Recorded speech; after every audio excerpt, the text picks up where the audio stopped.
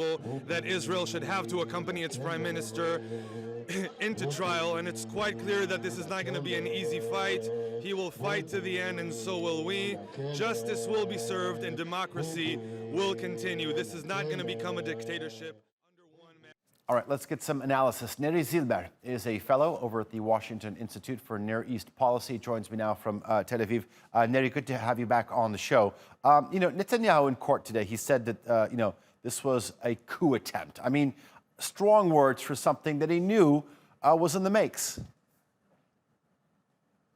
That's right. It's a constant refrain now, as long as these investigations and now this court date has actually started in earnest.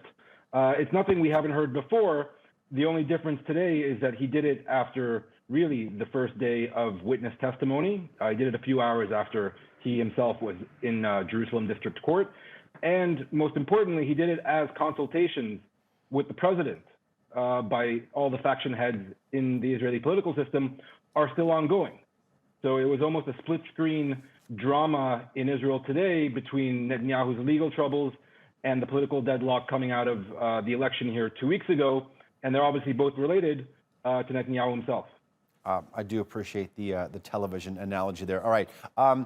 Going to this, I was listening to a lot of and reading a lot of reaction from the Israeli people. My question to you is, are supporters of Benjamin Netanyahu sort of claiming that he is innocent, or are they basically saying that this trial lacks legitimacy? Well, both. Netanyahu has done a very good job right from the start of these investigations to, as it were, price in amongst his loyal base of support the conspiracy theory, really, that this was a witch hunt sent to topple him. First, it was aimed at the police investigators, then the state prosecutors, then the attorney general, most of whom, we have to remember, were appointed by him.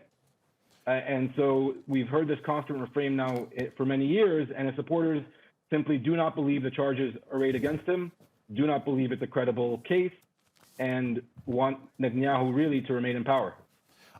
Let's face it, I mean, the primary objective for the Prime Minister Netanyahu in terms of finding sort of a way to overcome his legal troubles is, one, to get reelected, to stay in power, and two, gain some sort of immunity here. This is the main objective.